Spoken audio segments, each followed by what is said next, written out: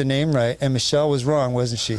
Say it, Austin. Say it. I was right, Austin. We're gonna lock the door, and you are not leaving the studio until you say I was Michelle was wrong. I was right. Yeah, no, absolutely not. Okay, whatever. Austin, thank you so much for coming on today. We really appreciate your time. Yeah, man, anytime. I'm excited to be here. Well, good.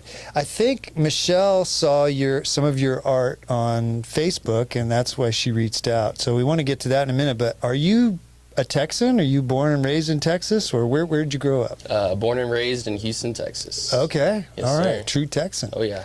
How'd you end up in Austin? Well, my mom is from Austin. I've had family here my whole life, so I've been coming to Austin since I was born, so for 30 years. Okay. And always loved Austin over the big city, so I moved out here the day after I graduated high school. Who Oh, wouldn't wow. if you live in Houston? Yeah, no kidding. The armpit of Texas, that's what I say. Did you know what you were going to do when you moved to Austin, or you were just, I'm Austin bound? Yeah, I had no idea, really. I was going to go to ACC, which didn't do. Oh, yeah. Basically just wanted to get out of Houston as fast as possible. Yes, sir. And so when you first got here, what did you do? What got you going out here? I was painting. I've always been painting, so I was doing that. But I was just doing pizza delivery and just kind of figuring my life out, I guess. Okay. Yeah. And then you got into welding? I did. That was a few years later, but yeah, Okay. I got into welding after I went to college for a year at Texas State, actually. Okay. But yeah, I got into welding after that. That's where he learned to party. Was at Texas State. That's a fact. Also, I decided to go to welding school instead. I was going to ask you, so you actually went to a welding school, huh? I did, yeah. I actually ended up going to ACC years later to go to welding school. Yeah, they have a really good welding program there, actually. I want to do that. I want to learn how to weld. We are not giving you hot tools. Immediately, no. Have you always been interested in art ever since you were a kid? Yeah, since I can remember.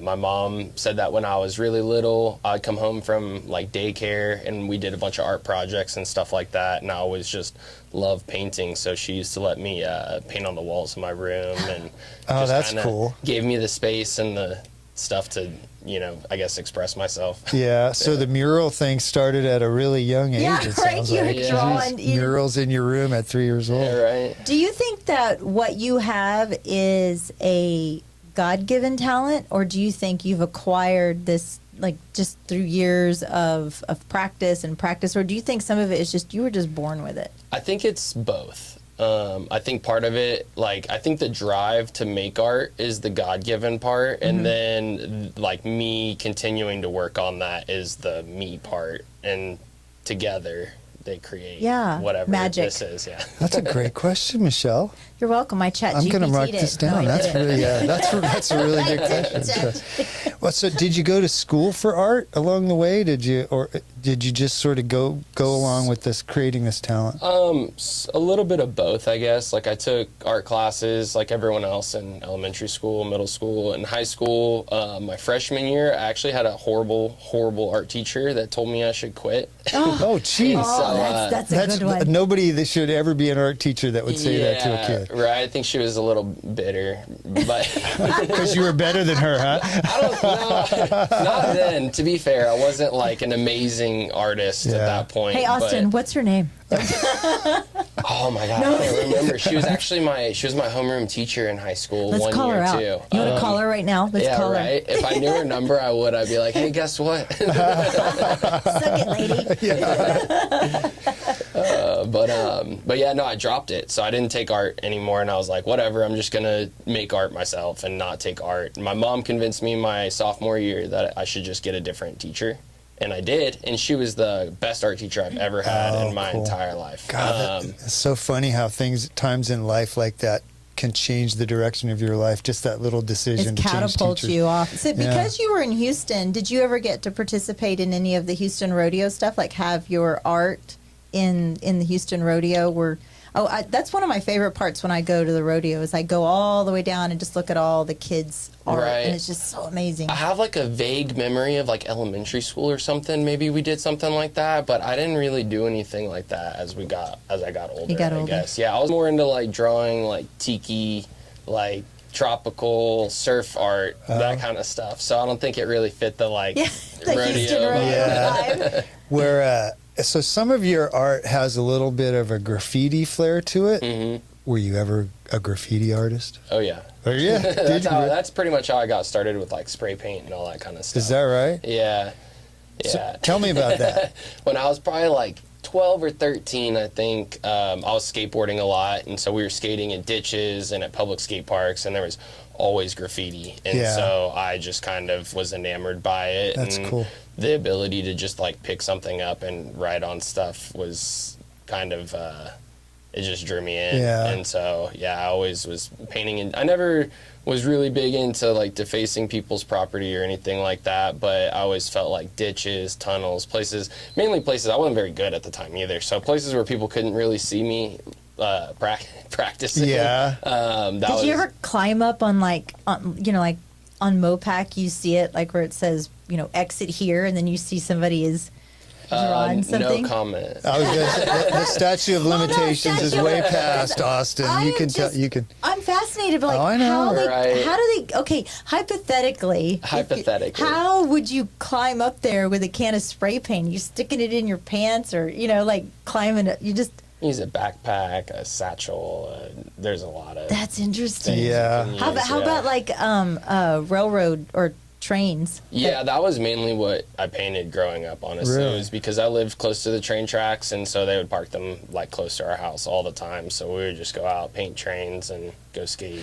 You know what? Whenever I run downtown, and every once in a while in the morning, a train will go by, and I actually love it because you see some really cool art on some of those trains. Oh yeah, and it's getting better and better every Yeah. year too, because now, like, I always explain, I think now at least, train painting is a lot like if you skating curbs.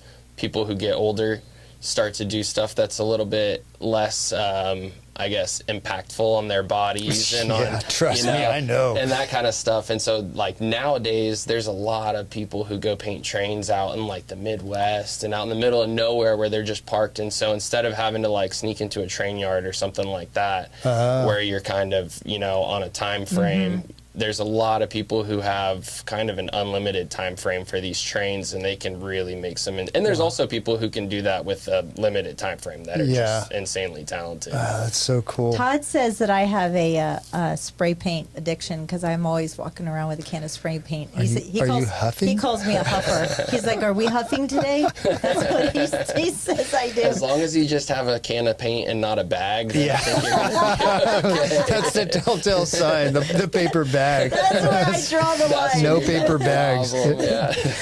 What about that place that used to be the spray paint? That Yeah, have you ever do been there? remember? That place downtown? Castle Hill. Yes. Yeah, I think it started out as a really cool thing and a really cool idea, but over time it just got like overrun by people, and at the end I think it was a little disappointing because there was a whole lot of nothing, and maybe even worse so before it got to that point, there was people that were doing really beautiful artwork and really awesome, graffiti pieces and stuff that within 2-3 hours it's got scribbles of I love Yeah, some whoever tourists on that come there. along with a can of spray paint and basically deface it. I took a bunch of Yeah. teenagers there, so they probably did the same thing. But I want. Well, go ahead. I was going to say, the city of Austin is working on a project to do a place that is just for graffiti, and there'll be somebody there to make sure that stuff is not defaced. Oh. It's going to be Yeah. kind of a Castle Hill.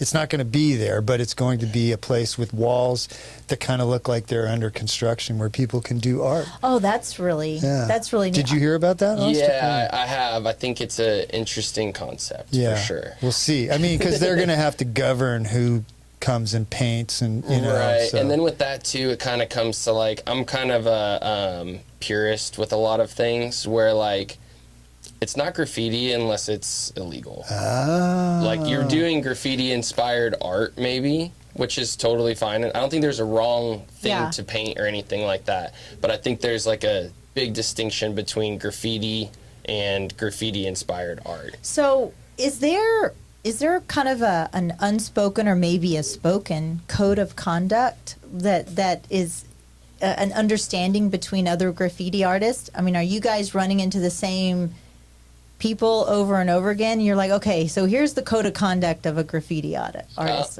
I think it's like kind of like everything where you would like to think that that's true, but everybody's an individual. So what you may, have as your code of conduct may not be somebody else's. Sure. So it is kind of it's kind of a free for all in a way. Yeah, I guess respecting somebody else's How'd work. you, so you went from doing some graffiti type art to now you're got a real job doing murals. How did you make that transition? So I was a full-time welder before that, and I guess I'll give you like a quick little history brief of me. For full-time welder, part-time illegal graffiti artist.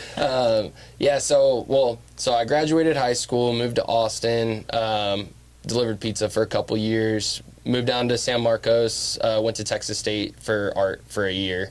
Very expensive, very cool. If you can afford it, art school's awesome. Yeah. But it is a lot of money. Kind of realized that wasn't for me. And then I moved to Colorado actually for a little bit. That's where I ended up meeting my wife out there. We moved back to Austin, and that's when I was like, all right, I've got a wife, got stuff to do. Like, how are we gonna, make money? So went to welding school. Became a welder, worked for a couple fabrication shops, I've always been pretty good with numbers and building stuff, and I was like, I could probably do this on my own. So started my own company, did that for a couple years, and then right before my son was born, it was kind of that fork in the road moment of what am I gonna do? Like, welding doesn't make me I loved welding for a time, but at the same time, it wasn't like what made my heart beat, I guess. And so my wife was 7.5 months pregnant. And that's the perfect time to make a job change. Yeah, you're right. It was like, all right, I think we're going to do this. And so I did. And it was a little bit of a transition period where I was actually working with some of my buddies in San Antonio a couple days a week. Welding? Yeah. So I had for sure money coming in, and then I'd go paint murals the rest of the week to kind of, all right, let's dip my toes in, see if this works out. And it just got to the point basically right before he was born that was like, all right, cool. Now I'm at about 75%. I'm not going to get to 100 unless I give it 100. Okay.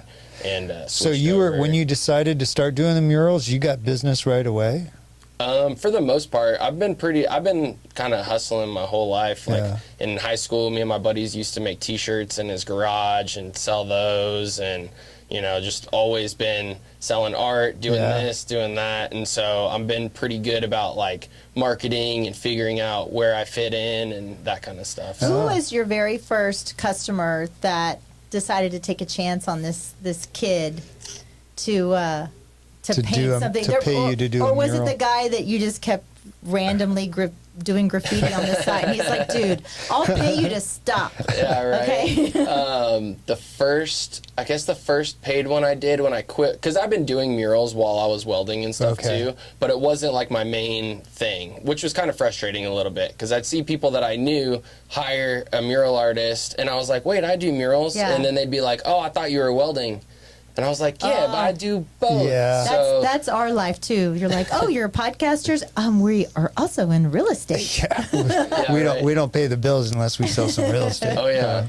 I think your first commissioned. The first commission one that I did after leaving welding was for a place up north. It was like a daiquiri place. I can't remember what it's called. Something Thirsty Penguin or something maybe. Okay. I look at that mural today and I'm like, I can't believe you paid me money to do that. Do they give you an idea of what to paint, or do a lot of people kind of give you like creative freedom? Like you go do you? So the way that I like to think about like my design process because my main goal is to make art, but also to help businesses. So that was kind of the way that I approached being a mural artist, was that like this has value to other people, like other than just the value of it being pretty or whatever. Mm-hmm. And so the way that I try to do it is kind of like how a tattoo artist works with their clients, is like, what do you like? Try to dig a little bit deeper than just like the surface level stuff. And then also like a tattoo artist, I try to design my mural to fit the building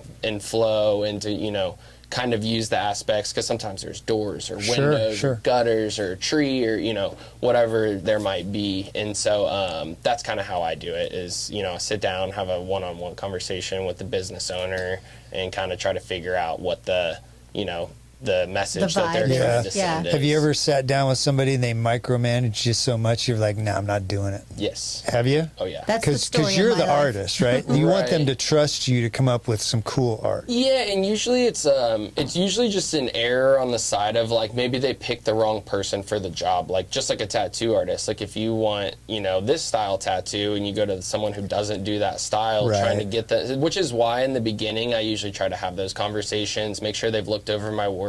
A lot of times I'll try to get them to pick out 3 or 4 murals that they really love that I've already done, just to make sure that they've actually, because a lot of people say they look through it, and Yeah. I noticed later that they never really looked at the art, and 2, so that way we kind of have a direction to go. Yeah.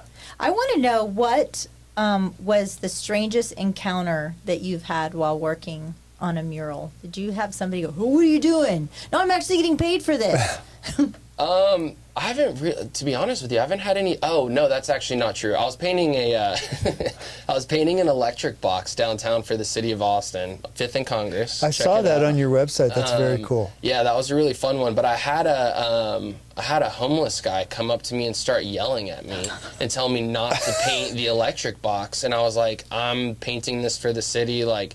The Go, and city he would hired you, not- huh? Yeah, he would not go away. No He way. kept coming back and yelling at me. He went and got the owner of one of the nearby businesses to come out. Eventually, he called the cops, which was hilarious because the cops showed up and, you know, I had to show them my paperwork from the city or whatever that said I could be there, and they were kind of like, "What's going on here?" I was like, "I don't know. That dude really doesn't want me to paint this electric box." You're painting his headboard on his bed. That's where he Yeah. leans up at night. I get yelled at by homeless people too when I go down. Yes, she does. I hate going downtown with her. I know I saw that on your website. Is it I on was your looking website? It's for on the homepage. It should be. Yeah, I think you just I have to thought- scroll down. a Oh, little you know what? bit. Yeah, go here and then click over. Right Yeah, your art is very. It's very obviously yours. I love this. I think that's That's cool. pretty cool. How That's about fun. what was the most bizarre or like guess funny thing that somebody has asked There it you is, to right paint? there. One back. The funniest thing. Oh, That's man. that's pretty cool. Where'd you say that was? Fifth and Fifth and Congress. okay. yeah. Next time I go downtown, which That's a pretty prominent corner to be on. you need to run by there. And I get a run by there picture. all the time. I know exactly where that is. Okay. I never knew that you did that. I know exactly where that is. Oh, right on. Can you think of something like that was like bizarre even for you? You're like, okay, I'll paint it if you want it. It wasn't necessarily bizarre, but it was kind of crazy. I painted a mural for, I don't know if you know the comedian Uncle Laser. He does stuff at the Mothership with all Okay, those with guys. Joe And, Rogan, yeah, yeah. he got famous off of Kill Tony. Oh, okay. I And Tony. I painted his podcast studio, and he's a crazy man in a great way. Love you, Uncle Yeah. Laser, if you're listening. I know a lot about crazy. I host a podcast with Michelle. But he wanted like a 90s style graffiti kind of wall with like a Cadillac with longhorns on the front, with like mushrooms growing, and then like strippers getting abducted by aliens, and it says "Hi to your mom" in the middle of it. And like that was like, I was like, wow, yeah, I could do that. All right. Did you do it? Oh, yeah. Oh, you painted it for him, huh? I wonder if we could find a picture of that How many online. mushrooms did it take for him to come up with that Yeah. idea? I noticed Just the right amount. I noticed on I think it was on your bio, you talked about you did some live painting for Formula One. I did. What is that? So I did it. It was actually for one of their events that they had. They had like a lead-up party coming up to Formula One for Formula One weekend, and it was alongside with Make-A-Wish program. Okay. And so I show up to the event at the same time as everybody else, and then I paint something during the event so they can kind of watch it go from start to finish. And then afterwards they auction it off, and then we split. I got half, and then half went to the Make-A-Wish Oh, that's Foundation. cool. too. Oh, Yeah. that's really What did you cool. paint for that? I did a Formula One kind. I'm really good at painting like fabric and flags and stuff like that. Okay. So I did like a mix of the Formula One with the Pirelli's logo, kind of like waving in a way. That's cool. Yeah, it What was did they sell it for? at I auction? want to say it was like $5 or $6 grand. That's or something like awesome. Wow, I that. snuck into Love the that. Ducati party a couple of weeks ago. Yeah, nice. Were you there at the Ducati party at Formula One? They had- Michelle was there, Austin. if you act like you're supposed to be She there, just walked. She just walks up to the door and says, "I'm on the list." And the lady said, "I don't see your name." And she said, "Well, I'm supposed to be on the list." And the lady said, "Oh, go ahead, Yeah. let her in." I learned that at a really young. My dad used to sneak me into UT football games all the Oh, time. really? Like, yeah, and so it was probably not a great thing because for the rest of my life, I just go to stuff because you're right. Yeah, if you act like you're supposed to be I'm there. supposed to be here. Don't you know who I am? Hello, Yeah. hello. Is there a trick or like a process, the process that you have when you're mapping out your mural? Like, are you looking at the whole vision? Are you sketching it out first, like on paper, and then you're kind of sketching it out on the wall? Or Yeah. walk us through that. So what I normally do is I'll do a mock-up on my iPad first, send that over, get it approved, and then I'll do like a sketch over the top of that, and then I will take a photo of the wall so that I have, a photo, and then I'll overlay the sketch on top of that, and I'll usually use reference points that are on the wall to kind of see like where things go. Like a light or an electrical Yeah, a box light or a something. window or like maybe like bricks are great because it's Homeless already a person. grid. Yeah. Yeah, I guess bricks make it a little like what do you call It's that? already a like graph grid. paper almost. Yeah. Cracks, all kinds of stuff. If it's like a super flat wall that has nothing like that, then usually the quickest method for me, because I don't like using projectors that much. I have nothing against them. Yeah. Like you can use them. I think they're a great tool. But the fastest way for me is called a doodle grid, where a traditional grid is just, squares all across. Right. But if you put that up on a giant wall, it'd be really hard to follow the grid because you're up close. Right. So you'd have to count squares and you get lost and whatever. So a doodle grid is essentially you doodle all over the wall. It looks like spaghetti or chicken scratch, or some people will do different things. They'll write their name or they'll write like the alphabet. And then you take a picture of that and overlay your sketch over it, and you can follow all those points through without getting lost, and that helps you get the sketch on the wall. That's pretty a lot smart. Do faster. you understand? It's sort of like he tags the wall Yeah. and then Then you know uses where it those is. as reference. That's Which- pretty smart. It freaks people out when you do it because they're like, "What are you doing on my wall?" And Yeah. you're like, "Just trust me." Yeah. Trust the process. How long does it take so say Michelle hired you to do a mural at her house Of Steve's face. Yeah, of my face as a dartboard. We can make that happen. Yeah, I bet you can. So, but you go over, you meet with her from that time until you're done with the mural. How long does that take? Well, I mean, it kind of depends, I guess, because some people have different timelines as far. But the actual painting portion of it, like for me, like around a 10 by 10, I can usually do like a portrait would take like maybe 2 to 3 days. Okay. Wow, that's pretty. Have you ever walked by something that you've done before or has seen and somebody else has tagged it and you're like, oh, I need to go back and fix that? It actually hasn't happened to me, but it could have something to do with that. Some of those people know who I am, so they don't mess with my murals. Are you a little bit of a badass in the No, group? not at all. But, like we all know, not everybody knows each other, but people We got know our own of Hill each Country other. and- Banksy over here. Yeah. But it might have something to do with that. Also, I feel like it just depends on what you're painting. Like I think some of the more like what people would consider generic murals tend to get tagged over more often.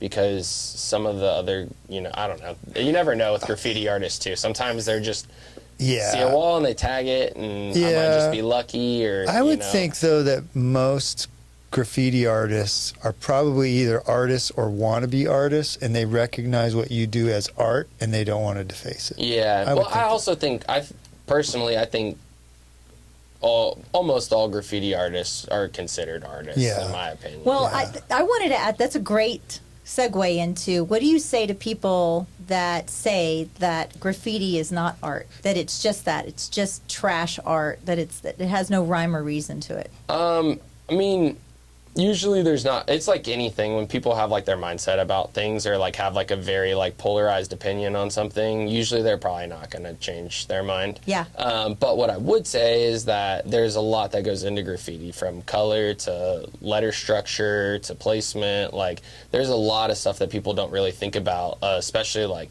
people start doing 3Ds. You have to understand perspective, lighting. Like there's so much that goes into a graffiti piece that a lot of people probably wouldn't recognize. So like to me, it's all, it's all art. You mean it's more than happy little trees? Yeah. Yeah. Which is also art. Yeah. True. Well, it's true. If you think about it, graffiti, though, you're not doing it for money. You're not doing it because somebody's going to pay you for it. You're doing it for the art. So that's it. When you get down to it, that's the truest form of art, It's right? like Truest form of expression. Yeah, and like in part of it too is you don't want anybody to know who you actually are. So even more so, like you're not expecting someday, or at least you used The to not. recognition. Now there's kind of been a change to that, I think, where a lot of people do it with the idea to be recognized personally. It used to be you just wanted your name to be recognized by other people. Now it You want your art might to have been changed a little bit, where people are like, oh, I'm going to do graffiti so I can be famous. Well, and that's probably because of social media, because probably a lot of those artists finish a piece on a wall or whatever and stand back, snap a picture, and put it on their Instagram. Right. Is that what you tell the police officers when you're like, it's art? Yeah, it's art. Trust me. Yeah. Please, for When sure. you also do paintings, and I looked at some of your paintings, which they're beautiful. How do you come up with ideas for your paintings? I usually come up with like kind of a rough idea. A lot of it's just stuff that I like or inspires me. I like that one. Is there a style to your? I mean, like, is your art? You have a certain. I mean, obviously, you were talking about It's the very graffiti art, diverse. It's almost like you have different styles. yeah, because I see your like faces, and I know faces are really hard to paint. Right. Right. I mean, that would be really hard to paint. Yes, it would. It's hard to capture That face. beauty in all its glory. That face. That's something. Yeah, that is something. Oh, look, But- there's Michelle right there. Yeah. The turtle. Turtle. But you started to say, Austin, so how do you come up with the ideas, and what would you say your style is? I think my style changes a lot, but it depends too, because like some of these paintings that we're looking at now are some like older paintings and stuff, where now I feel like my style of art has or at least I've been told, because I still feel the same way. Like I've always liked a lot of different styles of art to begin with. So whatever's kind of speaking to me at that time, I like. There was a time where I didn't have a lot of money, so I was using a lot of different like mediums. So I was doing whatever style of art made sense for that medium that I was using, or whatever I was trying to draw or paint with those things.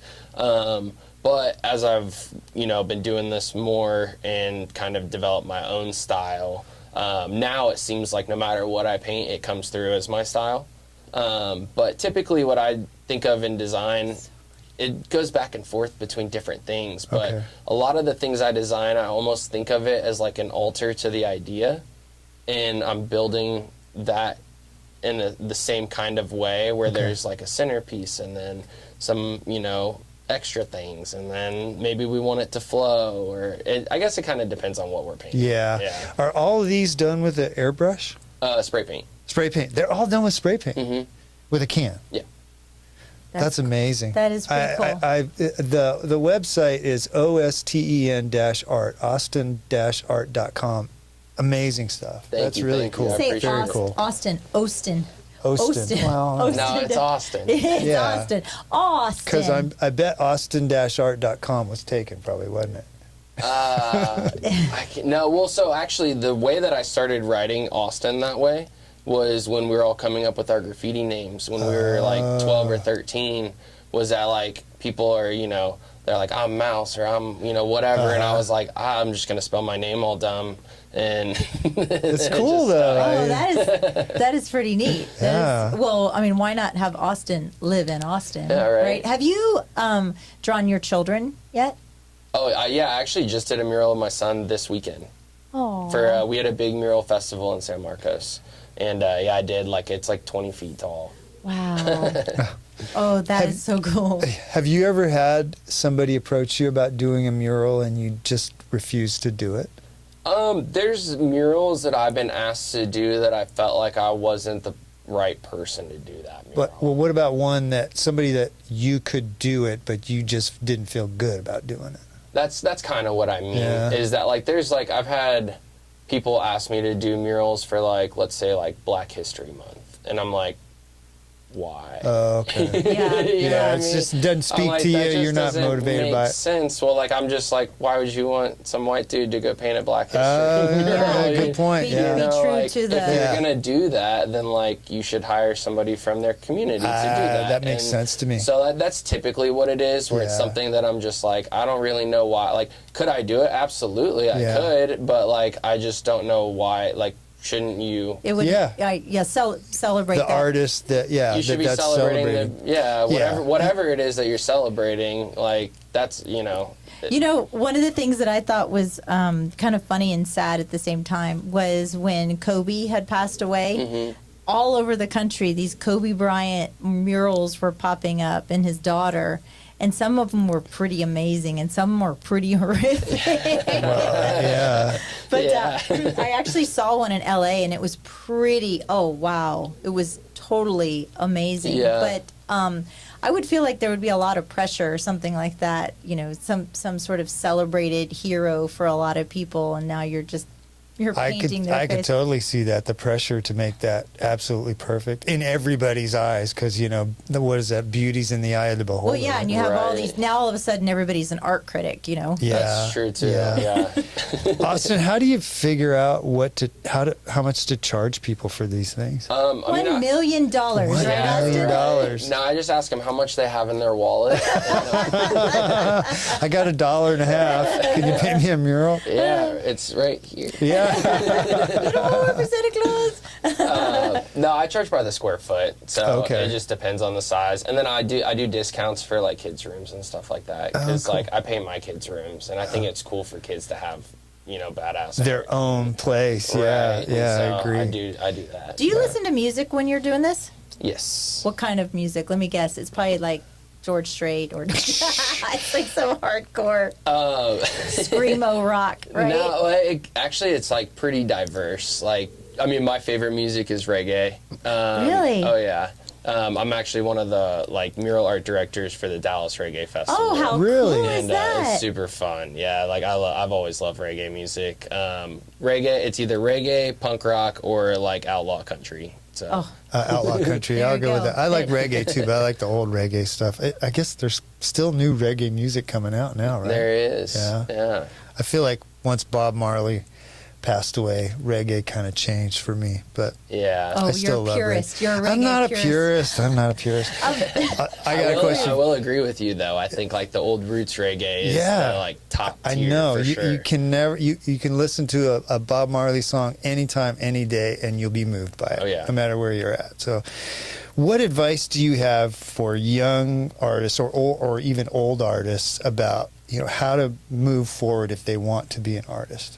Well, I mean, you can be an artist no matter what. There's like I think there's a huge like misconception that like unfortunately a lot of artists have that like because we do art, we should be able to make a living doing it.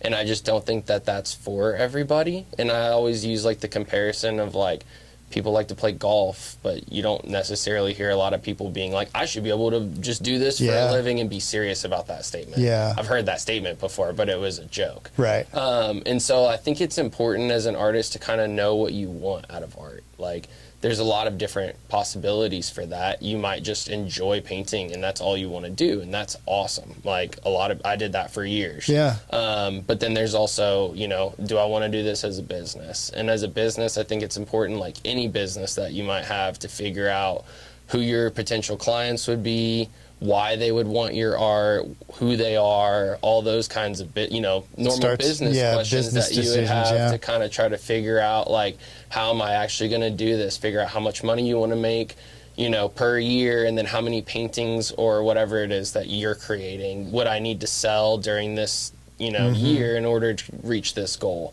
So basically just like mapping out any business. If you want to do art as a business, it is a business. Yeah, you got to treat it as a business, like Right. anything. Yeah. Do you have to get permits for some of this stuff? Depends on where it is, and what it is too, actually. Oh, really? So, like in San Marcos, you can have a mural painted on the side of your building with no permitting. But if you put your business logo or any type of signage, you do need a permit because then it becomes signage and not art. Oh. Yeah, so that's an interesting caveat there. Right. So it depends on where you are, but I tell people, I'm like, that's not my job. Yeah. You're gonna have to figure out if you need a permit. So you don't do that process. I do not. Yeah, I don't like to get involved in all that kind of stuff. And also, I've been kind of, like forgiveness. Yeah, that's how That I is, live my life. that's our motto too. Let's Beg for just- forgiveness. Don't ask for permission. Let's paint it and we'll figure it out. 100%. Yeah. Austin, how are you spreading the word about what you do? How do people find out about you?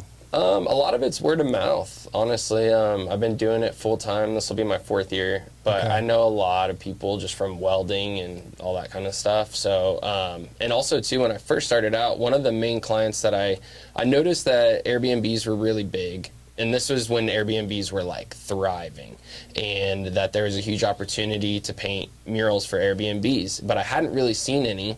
And so my idea was like, I'll go on Facebook, because I bet you there's groups of people who own Airbnbs that are all together talking about their Airbnbs. And so I found there was like Austin Airbnb host, San Antonio, Dripping Springs. So I got on all these places and started posting my work and saying, I offer mural services, blah, blah, blah. My first year I did like 52 or 53 Airbnb murals. Dang. But with that too, a lot of people who own Airbnbs are entrepreneurs as well, so they usually have other businesses. And so it all kind of like fed into that kind of thing, and just kind of all worked out. We have 2 Airbnbs, so I might have to talk to you about that. I talked to him. He actually has one in the historic district, and I said it would be really cool to have one on that back fence. Yeah. Oh, the fence. Oh, God, geez, that's a big fence. No, just one little He section. charges per square foot. One section of that's- it. Yeah, that would be cool. Think Austin, I of the might have to have pictures. you come over one day and take a look at that. That would be fun. Yeah, let me know. Yeah. Think of the pictures. When do you want me to do the rapid fire? You got. I have a couple more. I Okay. think you mentioned in your bio that, I think I read this right, skateboarding influences your art. Is that right? Yeah. Tell me about that. Well, I paint skateboarding stuff. Okay, I saw one of your... That's one of the parts. And then two, like I grew up looking at skateboard graphics a lot. And so kind of back to what I was saying before with the way that I design and almost like an alter kind of, idea, a lot of in my opinion, a lot of the old skateboard graphics are very similar to that, where there's, like a central element surrounded by other smaller elements, and then, like verbiage or, the skateboarder's name or something like that. And so that helps me a lot too. So I know a lot about that because I skated in the 70s and 80s, way before when you it were was born. invented. It was invented back then. No, it's like, are you Tony Alva? I and actually the Dogtown I painted Skates. a mural of Tony Alva. Did you really? I did, yeah. That was, man, I remember... And Jay Adams. Yeah. I remember getting Skateboarding Magazine and seeing all these guys in Southern California skating in these empty pools and, these fancy neighborhoods. And we were living overseas then, and I just dreamed about coming back to the States one day and living that life. I'm a now I'm an skateboarder, old too. man. I'm afraid to fall off I the can skateboard. skateboard. I can get on my tummy. You lay on it, and do a little Like a dog seal. paddle seal. Yeah. Yeah, that's cool. And then you mentioned you feel sometimes like you need to do more to get to the next level in that.